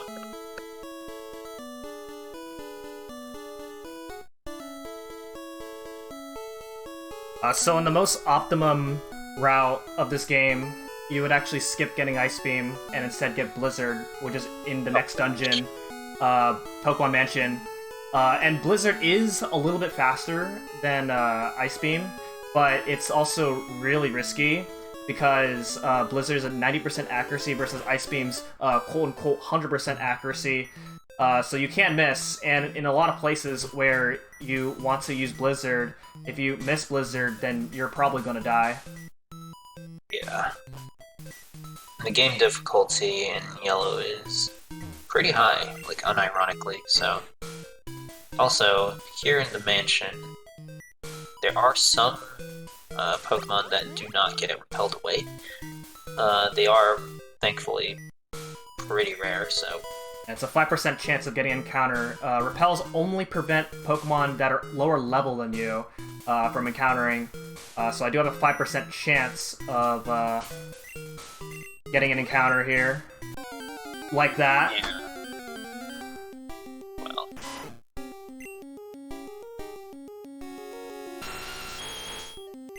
Shoutouts to Raticates around the world. Oh my god.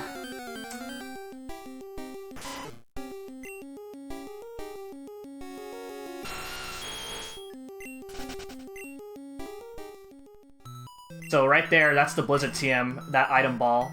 But we're not gonna pick it up. These encounters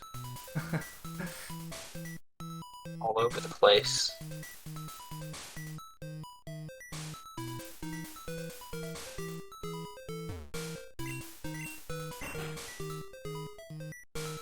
But otherwise, just going ahead and hitting some switches to get through the rest of the mansion to grab the secret key, which is the key that unlocks Blaine's gym.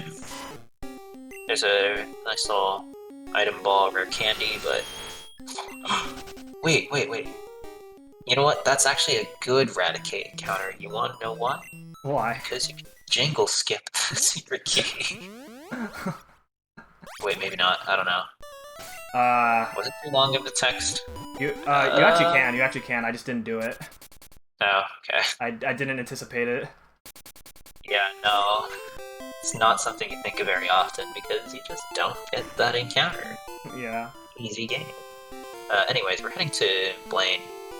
At full HP, there's still things that can go wrong with this fight, so I won't say it's full-on free. Yeah. The only thing to talk about here is I'm not saying yes to every single question. So other than that, I think this will be a good time to read maybe like 1 or 2 donations. If we have anyone around, maybe not, and that's okay. No?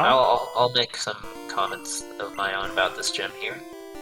So the quiz machines, I'm sure many of you know that Poliwag does not evolve 3 times. Pokemon just don't do that. But in Yellow, this is like the one game where these quiz machines aren't like repeating the same old blurb over and over again. The blurb being, get this question right and get the trainer, get this question wrong and fight that trainer. Wow, get the question right. I don't know what the actual blurb is. Here in the game, in this game, it's just Pokemon quiz, test your knowledge. Question number, blah blah blah. So, side blaning here. And Blaine, we're going to be setting up an X attack here. Depending on what HP you're going into this fight, like older versions of the route, you might do it on the Ninetales here, or you might do it on the Rapidash.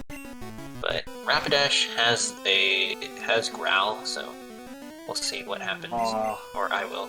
I'm on a slight delay. So the Rapidash can either use Stomp, can use Growl, or it can use Fire Spin, which Fire Spin is the one that you don't want to see. Yeah, Fire Spin is really frustrating. But Growl also lowers your attack, but at +1 attack, you actually just kill the Argon. So not seeing Growl is also pretty nice. Now, is it better than Fire Spin? I don't know. It depends on whether you have the time to spare. Yeah, it depends. Because even if you do get growled, you can just crit down. And that definitely kills, so... yeah. We'll see. Anyways, heading on to Erica, now that we have Blaine's badge, the Volcano badge, which actually boosts your special. And we also have Ice Beam as well, which means you have a very accurate move that should kill stuff as well, so Erica's gym at this point in the run is like very, very close to free, barring like Gen 1 miss shenanigans. Yeah, and I don't think we've gotten a single one yet, so... I do mean yet! Yeah, there are unfortunately many opportunities to miss still.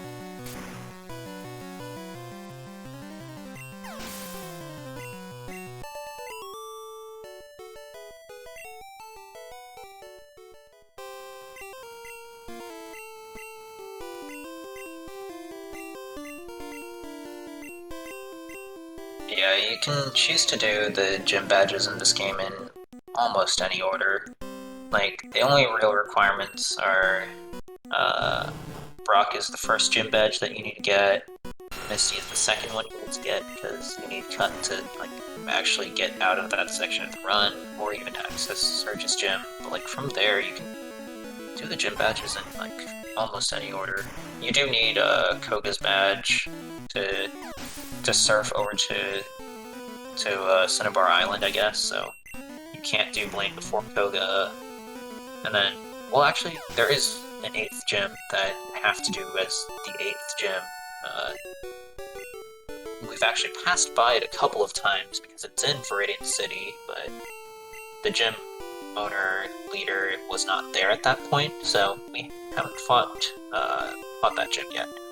But we're gonna go over and check and see if there's someone standing guard, I guess. I don't know.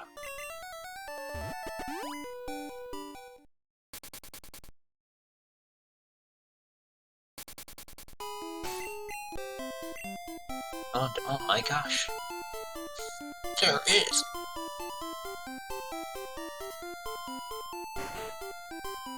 Have you accidentally went one tile over and hopped down that ledge, and you have to go around the gym again? Oh yeah, the bike of shame. Never done it before, but... I can't say the same thing on my end. Alright, so there's a lot of trainers here. What's interesting about this gym is that this is actually a variety gym, but the gym leader himself uses ground-type Pokemon.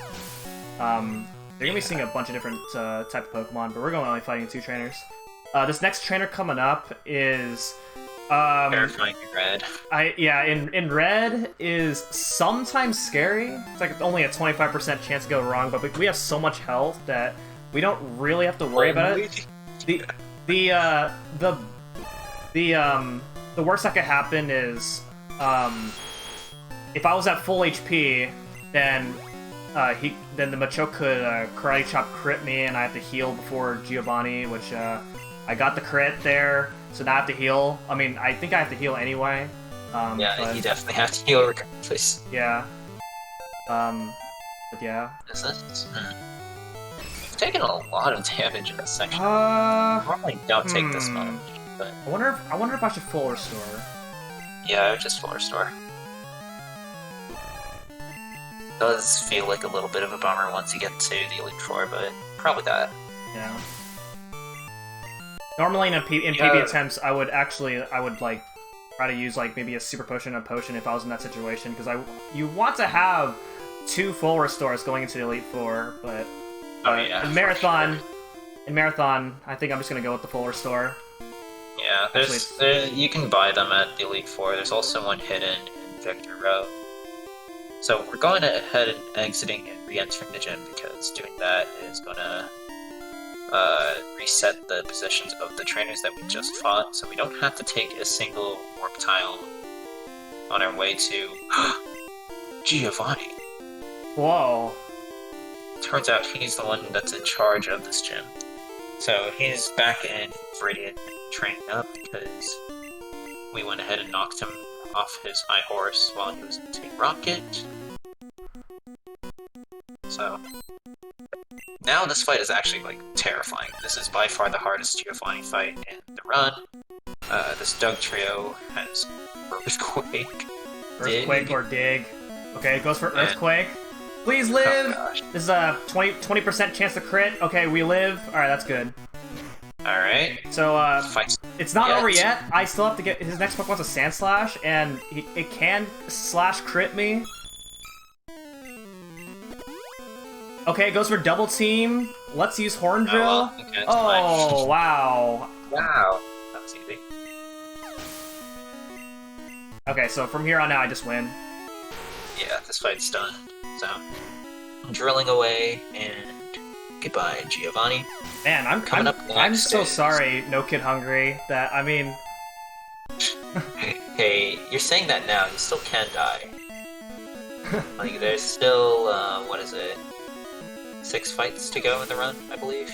Yeah. And not all of them are totally free, so... Who knows what can happen. Yeah, so this is so far the Dome Fossil hasn't cursed you yet, but... This is the part of the run that we call a Crick Gauntlet, because you're not gonna die unless you get crit. Yeah, and there's plenty of pokes that have, like, really solid crit rates, so... and are dealing a lot of damage regardless of whether they're critting or not. So there's that like little bit of dread whenever your HP bar is draining that no, my run's dead. Ah, dang. But so far so good. So far.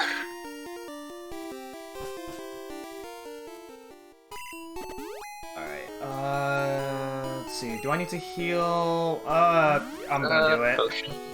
Yeah, something like that. Alright, and then what else I need to swap? X attack with... Oh, oops, wrong item. Where I need to go? Okay, right here. Okay. And... Arbos. Okay. That menu should be fine. It's a little bit out of place, but that's actually fine. Every time you like consume all of the entirety of some stack in your bag, your cursor resets back to the top. So that's what using that Carbos was meant to do there. Both increase your speed and also move the cursor back up to the bicycle. Another way to reset the cursor is to just go into a battle and exit it. So that's part of why the bike has been at the top of this bag for over an hour to this point, because it's just that important. And anytime you want to hop back on the bike, it's just not going to be your cursor is going to be at the top of your bag. Also, it was a good thing that I used the super potion instead of a regular potion, otherwise that would have definitely been a death there. Wait, really? No, it would have been at like 13 HP, but yeah, the super potion is fine, whatever.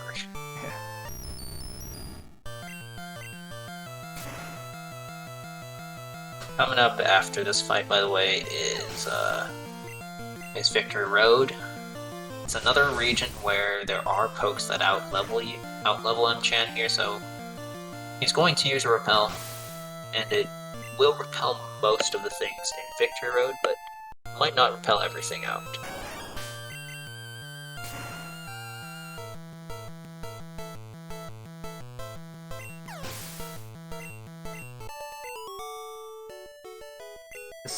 This dialogue coming up is kind of ironic here.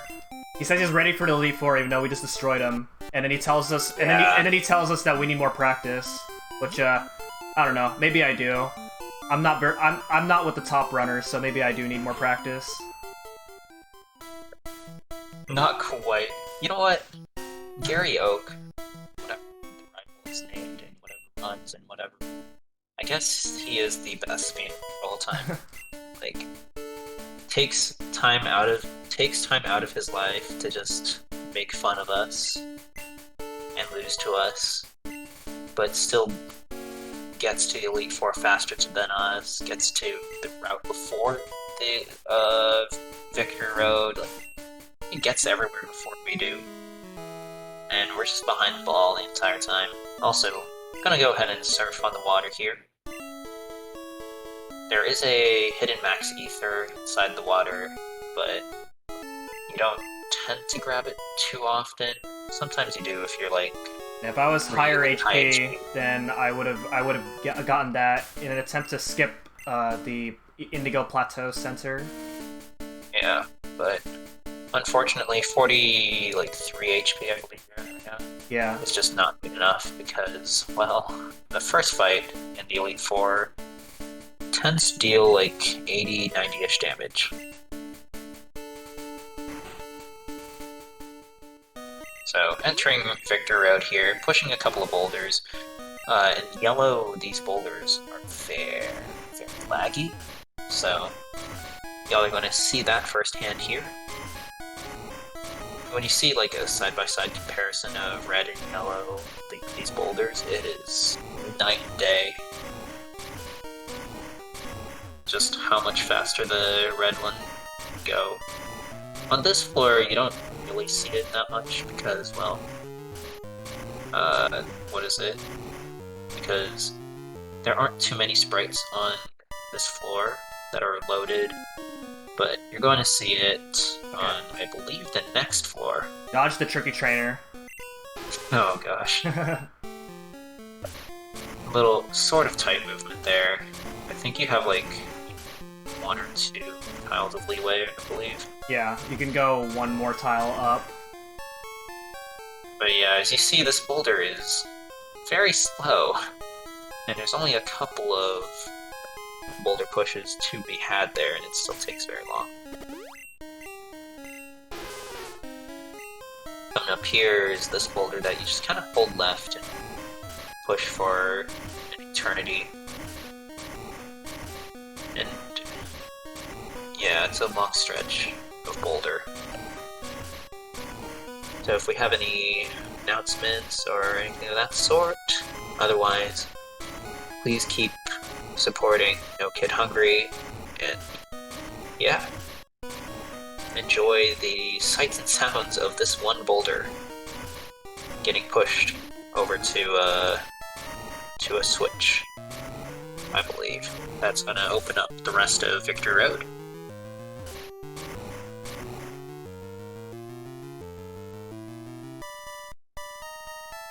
Bit of a calm before the storm, I would say. Though there are some, though on really good pace, or like really like tight pace especially, this can be a very frustrating section of the run.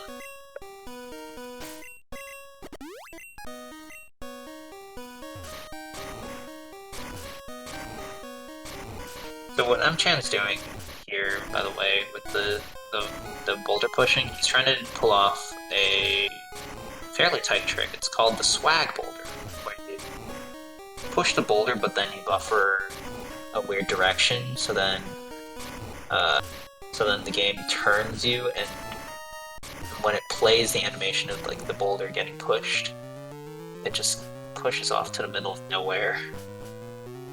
The like dust cloud, I believe. So like you get to see it very often in like TASes, because TASes often use that as like a speed entertainment type of trade-off to like pass some frames and get through Victory Road without any counters, but also just to give viewers a nice little laugh as the player just goes ahead and showers like some random optional with dust. Also, we're depositing everything in our party because we don't need them anymore. And you can't box heal in this generation, unlike in later games. Alright, so I'm gonna buy full restores here. Normally I don't really do this because it's like slower, but yeah. Normally you also marathon. have enough that you picked up just along the way. But, you know, like, now you have 8 full restores, I believe. Yeah, That's 8. That's gonna be more than enough. So here's Lorelei. Alright, so Lorelei has a pretty specific AI, where, well, in Red and Blue, it's always, you always, has her own AI class. always rest turn 2, but here, it's, you can, Lorelei either does Bubble Beam, Aurora Beam, or rest. Bubble Beam and Aurora Beam are bad because you have a chance to get Speedfall, and if you get Speedfall, then you have to do a pretty risky strat on Agatha later on. Yeah, that's just Bubble Beam only. Aurora Beam, I think that one like lowers attack, but when No, it you're lowers using... speed as well.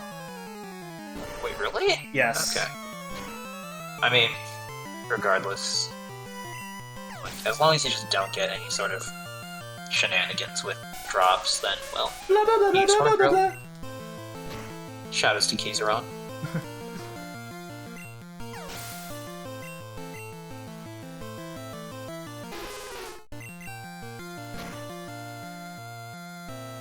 Anyways, this fight is over, so we're heading over to Bruno. Bruno can actually deal damage, so it's not an entirely free fight, but it's not that bad.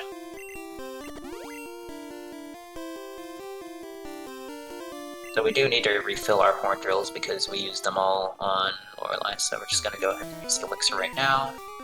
And and then head over to Bruno. I also moved the full restore to slot 1, so that way I can use full restores right away if I need to heal. Yeah. Okay, so we're gonna set up on Hitmonchan, and Hitmonchan has Fire Punch, Thunder Punch, and Ice Punch. Ice Punch can freeze, Fire Punch can burn. Generally, they're not going to deal too much damage because they're all special moves. We use Double Team, so we're gonna just Horn Drill. That's fine.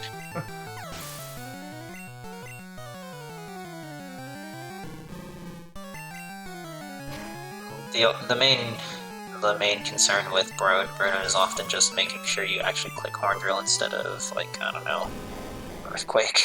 Yeah, and I actually have an extra elixir, so I could, if that happens, I can just use the elixir.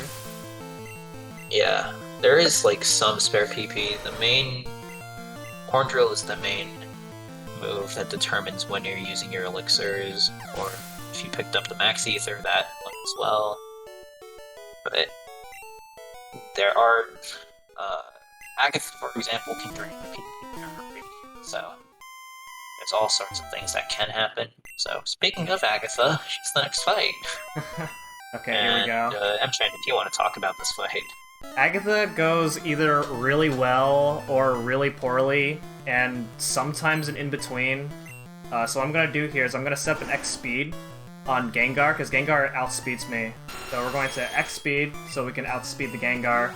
And then Gengar can either use Substitute, Mega Drain, or Confuse Ray, or even there's some other move. There's some other move, but you use Substitute, which just loses time, and then he went for Mega Drain afterwards, so that's good.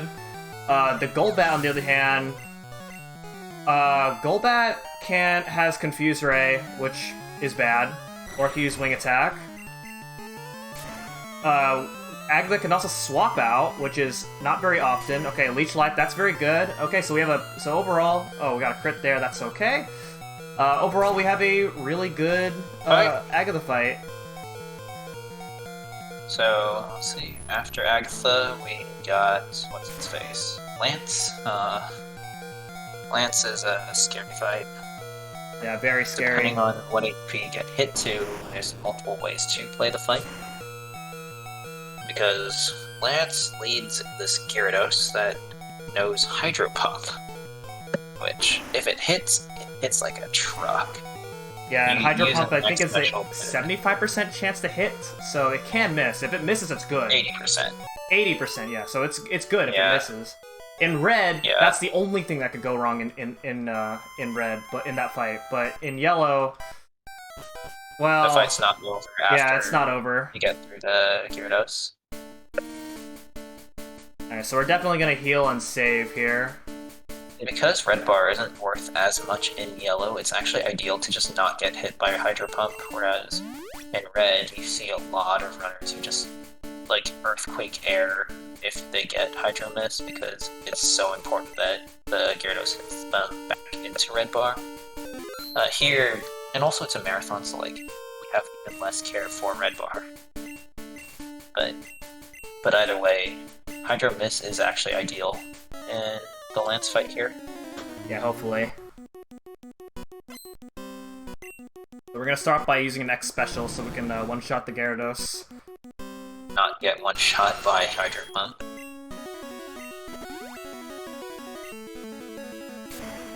Okay, it hits. Please live this. Alright, good. Okay. We end there.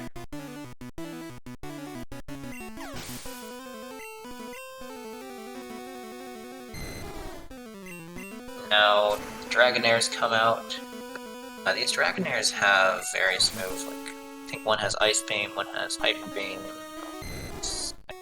They probably both have Slam. This one has Bubble Beam. Okay, use Bubble Beam. Oh, yeah, please don't Speedfall. Alright, good. Alright, we're good. Woo! And with that, the fight is... Well, actually, there is technically Gen 1 missed chances, but oh yeah, true. this fight's good. then we're just gonna heal right back up for the last fight in the game. Because, spoiler alert, you're not gonna be crowned champion immediately by Lance.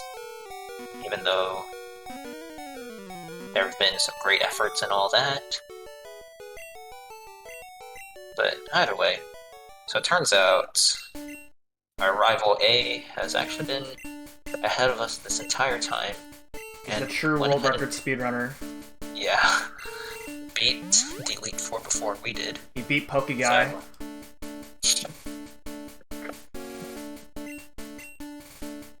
Oh man. Pokeguy is the world record holder.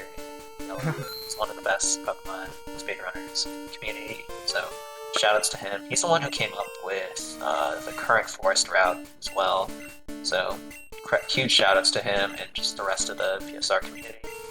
Give them a shoutout, or join the PSR Discords if you would like to do that.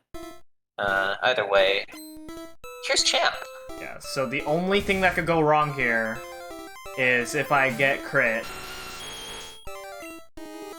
Oh yeah, that... I mean, it could Gen 1 miss, but how likely is that? Okay, there we go. Just saying that on the last fight, run. You do Eyes actually closed. put on X. Okay, we did it! Woo! Okay, so from here we win, I think. Jeez, that's a terrifying roll from the Sand Slash, I gotta say. But after the Sand Slash, you just have to hit him with Quake on Alakazam, and then you set up an accuracy on the Exeggutor. Exeggutor only uses 2 moves, Hypnosis or Leech Seed. Alright, we got Leech Seed and a miss. Okay, good. Yeah, even if Leech Seed hits, it's still a free fight from here on out. Yeah. Because, well, it doesn't do anything. So, yeah. Hope it can also use Hypnosis, but all we gotta do is just use the Bucket Flute. Executor cannot damage us at all. Yeah, exactly. It's gonna use another Hypnosis, or it's gonna use Leech Seed. And if you're one-shotting everything Leech Seed, it doesn't drain HP in Gen 1, so that's exactly what we are doing. We're just killing everything in one shot. Alright. And, yeah, so with that, we beat the game. We, defeated, Blue. And, yeah, so, time is after I, get past the Hall of Fame. And, yeah, so, man, this run went really well. The Minips didn't quite go well, but everything else past that was really well, and I'm really happy with this the run. fights went really well. And I guess I'm wrong. Choosing the Dome Fossil is not necessarily a curse. Praise I might try that out Dome. at some point. Huh? Praise Dome. Did you... I wouldn't go that far, even considering how this run went, but you know what? You're the one who made it through this run, not me, so you have all the right to choose whatever you want to say. Congratulations. Thank you all for having us here at SpeedGaming. Keep supporting the New Kid Hungry. And yeah. Thank you all for having us. Time. 2:01:59. That's actually barely sub pretty solid, 2:02. Yeah. Alright, man, that estimate is really generous, 2:15, but the last time I ran this at a marathon was 2 years ago at a different event called Link to the Cure, and I think I got a 2:10 there, and I wasn't happy with that run at all. So I'm really happy with this run. I mean, anytime you beat this game, anytime you complete a Pokemon run deathless, that's more than what you can ask for. Pokemon games at marathons are really crazy. Very cursed luck often. Lots of content to be had. And this one, very tame. Yeah. You know what? We hope y'all were enjoying and chilling, because I certainly was. Yeah. yeah. So what is it? So yeah, this game is definitely much harder than I made it. But if you are interested in learning this game or any of the other Pokemon games, there's a ton of resources that you can find on the leaderboards. Speedrun.com, the PSM Discord, and many others are going to really help you out. I'm Chance one of them. I'm also one of them. So yeah. And this is a game that's like very outside of my comfort zone in speed games, as most people know me for Mario and Zelda games. But this is it's always fun to run this when I feel like chilling and it's a really fun speed game to come back to every once in a while. I really like this. In my opinion, I like this a lot more than Red. But Red is also it's more fun than Red for sure. Yeah. At least in my opinion. But yeah, I think that's all I have to say here. So thank you, Randall, for commenting with me, and I also want to thank the SpeedGaming staff for allowing me to run two of my favorite speed games as well as Pokemon Yellow. Thank you to the two hosts. We got oh my god, what are their names? We got Yoinker Swife and Crimson Avix for hosting during my long 4-hour block of the schedule. So